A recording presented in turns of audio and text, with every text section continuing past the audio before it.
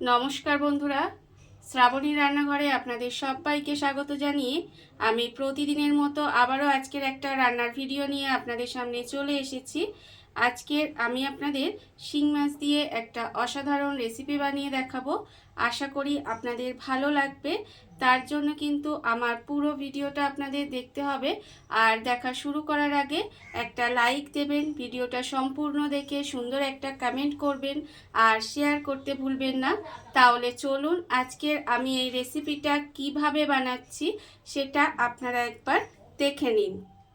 রান্নাটা করার জন্য প্রথমে আমি এখানে দেখুন শিং মাছ নিয়ে নিয়েছি। এবার এর মধ্যে প্রথমে দিয়ে দেব নুন। এখানে কিন্তু আন্দাজ মতো নুন দিয়ে দিলাম আর দেব আমি এখানে হলুদের গুঁড়ো। নুন আর হলুদ গুঁড়োটা দিয়ে খুব ভালোভাবে প্রথমে মাখিয়ে নেব।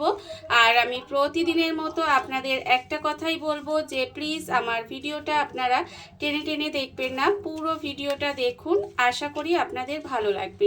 দেখুন মাছের মধ্যে কিন্তু আমি প্রথমে নুন হলুদটা একদম সুন্দর করে মেখে নিয়েছি। আর এটা মেখে কিন্তু আমি এইভাবে একটু 10 মিনিট মতো রেখে দেব। এটা আমার যতক্ষণ 10 মিনিট রেখে দিচ্ছি ততক্ষণ দেখুন অন্যদিকে গ্যাসটা অন করে আমি এখানে একটা কড়া বসিয়ে দিয়েছি। এবারে আমি কড়ার মধ্যে দিয়ে দেব সর্ষের তেল। এখানে কিন্তু দেখতেই পাচ্ছেন খুব অল্প পরিমাণে আমি এখানে সর্ষের তেল দিয়েছি। দিয়ে তেলটাকে প্রথমে একটু গরম হতে দেব। তেল কিন্তু খুব ভালোভাবে গরম করে নিতে হবে। তেলটা আমার এখানে গরম হয়েই গেছে। এইবারে দেখুন তেলের মধ্যে দিয়ে দেব এখানে আমি যে মাছটার মধ্যে নুন হলুদ মাখিয়ে রেখেছি সেই মাছটাও কিন্তু এখানে 10 মিনিট মতো এখানে আমি রেখে দিয়েছিলাম। 10 মিনিট হয়ে গেছে। এইবারে এই মাছগুলো কিন্তু একটা একটা করে এখানে দিয়ে দেব। মাছগুলো দিয়ে মাছগুলোকে কিন্তু একটু এপিট ওপিট করে হালকা করে ভেজে নেব। মাছগুলো কিন্তু একটু হালকা করে ভেজে নিতে হবে। খুব বেশি লাল লাল করে কিন্তু মাছগুলোকে ভাজবো না, জাস্ট তেলের মধ্যে দিয়ে আমি একটু এপিট ওপিট করে ভেজে দেবো। আর আমার চ্যানেলের নতুন বন্ধু পুরনো বন্ধু সবাইকেই বলছি আমার তরফ থেকে অনেক অনেক ভালোবাসা। নতুন বন্ধুদের বলবো যদি আমার চ্যানেলটা সাবস্ক্রাইব করেন তাহলে পাশে থাকা বেল বাটনটা অবশ্যই প্রেস করে দেবেন, যাতে আমি যখনই কোনো নিত্য নতুন ভিডিও আপলোড করব সবার প্রথমে আপনাদের কাছে নোটিফিকেশান চলে যাবে এবং আপনারা আপনাদের সময় মতো ভিডিওটা দেখে নিতে পারবেন। আর পুরনো বন্ধুদের বলবো যে এইভাবে আমার পাশে থাকার জন্য, আমাকে এগিয়ে যেতে সাহায্য করার জন্য আপনাদের অসংখ্য অসংখ্য ধন্যবাদ। দেখুন মাছটা কিন্তু আমি এখানে এপিট ওপিট করে হালকা করে ভেজে নিচ্ছি। আর এটা কিন্তু আমার প্রায় ভাজা হয়ে এসেছে। আর একটু সময় আমি এটা ভেজে নেব। মাছটা কিন্তু আমি এখানে হালকা করে ভেজে নিয়েছি, আর এর থেকে বেশি লাল করে ভাজবো না। ভাজা হয়ে গেছে। এবারে আমি এটাকে আলাদা করে তুলে রেখে দেব। মাছগুলো আমি এখানে আলাদা করে তুলে রেখে দিয়েছি। এইবার এর মধ্যে এই তেলের মধ্যেই আমি কিন্তু রান্নাটা করব। এখানে খুব বেশি তেলে আমি রান্নাটা করব না। এখানে দিয়ে দিলাম প্রথমে একটা তেজপাতা মাঝখান থেকে ছিঁড়ে দিয়ে দিয়েছি। আর দেব ওখানে অল্প সামান্য একটু গোটা জিরে ফোড়ন দিলাম। দিয়ে এবার কিন্তু এই তেজপাতা আর গোটা জিরেটাকে প্রথমে একটু তেলের মধ্যে নেড়ে চেড়ে ভেজে নেব। ফোড়নটা কিন্তু প্রথমে খুব ভালোভাবে একটু ভেজে নিতে হবে। আর যখন দেখবেন ফোড়নটা ভাজা হয়ে গেছে তখন কিন্তু আমি এর মধ্যে দিয়ে দেব, প্রথমে দেব আলু। এখানে কিন্তু একটা একটু বড় সাইজের আলু আমি আধখানা ব্যবহার করেছি এখানে আধখানা কলা, কাঁচকলা, আর আমি এখানে দিয়েছি সজনে ডাঁটা। এই সমস্ত সবজিগুলোই কিন্তু আমি একসঙ্গেই তুলে দিলাম। দিয়ে এবার এটাকে খুব ভালোভাবে ভেজে নেব। এই অল্প তেলেই কিন্তু রান্নাটা করব। আর যে ভীষণ খেতে ভীষণই সুন্দর খেতে হয়। আপনারা না এইভাবে বানিয়ে খেলে কিন্তু বুঝতে পারবেন না। খুব অল্প তেল মশলায় আজকে রান্নাটা হবে, কিন্তু খেতে ভীষণই সুন্দর হবে। দেখুন, আর বিশেষ করে এই গরমের সময় কিন্তু এই রান্নাটা একেবারে পারফেক্ট রান্না। দেখুন এবার কিন্তু এখানে আমি এই সবজিটা একটু ভালো করে ভেজে নেব। এই তেলের মধ্যেই কিন্তু সবজিটাকে একটু ভালো করে নেড়ে চেড়ে ভেজে নিতে হবে। আর যতক্ষণে এখানে ভাজা হচ্ছে ততক্ষণ দেখুন আমি অন্যদিকে একটা মশলা রেডি করে নেব। তার জন্য এখানে নিয়েছি আদা।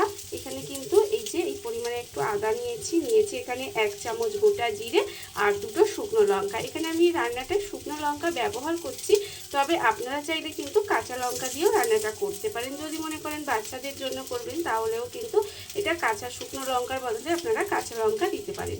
আর এই মশলাটা কিন্তু আমি একটু শিলে বেটে নেব। এটাকে আমি শিলে বেটে নিয়ে তারপরে আবারও আপনাদের সামনে ফেরত আসছি। মশলাটা আমার এখানে বাটা হয়ে গেছে, মশলাটা আমি এখানে বেটে নিয়েছি।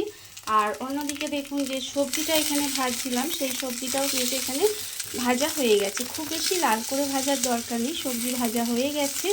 এইবার আমি এর মধ্যে দিয়ে দেব দেখুন টমেটো। এখানে আমি একটা ছোট্ট সাইজের টমেটো দিয়ে দিলাম। আর দেবো আমি এখানে আন্দাজ মতো নুন।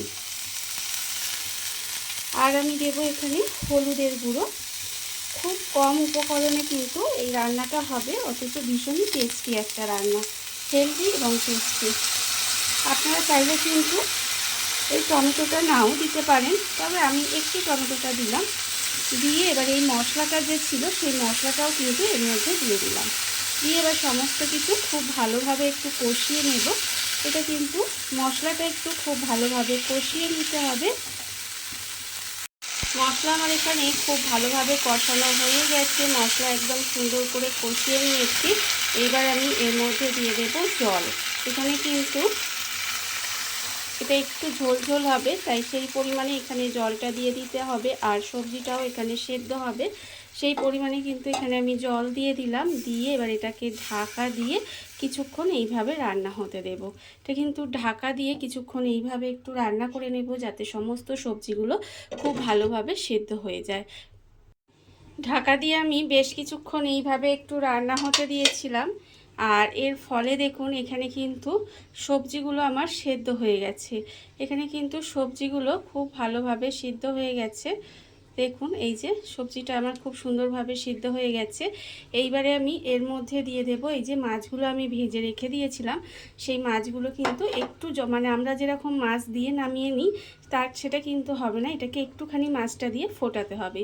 সেই জন্য সবজিটা যখন দেখবেন একটু সেদ্ধ হয়ে গেছে তখনই কিন্তু মাছটা দিয়ে দেবেন। দিয়ে এবার মাছটাকে ঢাকা দিয়ে খুব ভালোভাবে এটাকে কিন্তু আর একটু সময় এটাকে ফুটিয়ে একটু রান্না করে নিতে হবে।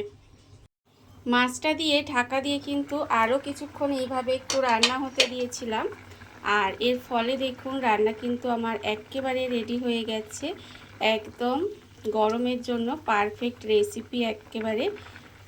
এটা যদি থাকে এটা দিয়েই কিন্তু আপনারা সম্পূর্ণ ভাতটা খেয়ে নিতে পারবেন। আর এই গরমে এইভাবে আপনারা কিন্তু এই শিং মাছের রেসিপিটা বানিয়ে দেখতে পারেন। আশা করি আপনাদের ভীষণ ভীষণ ভালো লাগবে খেতে। দেখুন আমার কিন্তু এই রান্নাটা রেডি হয়ে গেছে। এইবার আমি গ্যাসটা অফ করে দেব আর আপনাদের পরিবেশন করে দেখাবো ঠিক কেমন হলো।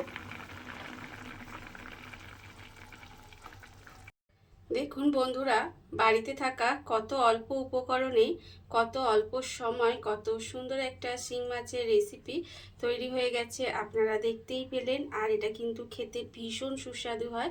এইভাবে আপনারাও একদিন হলেও বাড়িতে বানিয়ে দেখতে পারেন। আর এই ভিডিওটি যদি আপনাদের ভালো লেগে থাকে আপনারা আমার চ্যানেলটা সাবস্ক্রাইব করে এইভাবে আমার পাশে থেকে যেতে পারেন। তাহলে চলুন আজকের ভিডিওটা এই পর্যন্তই। নমস্কার।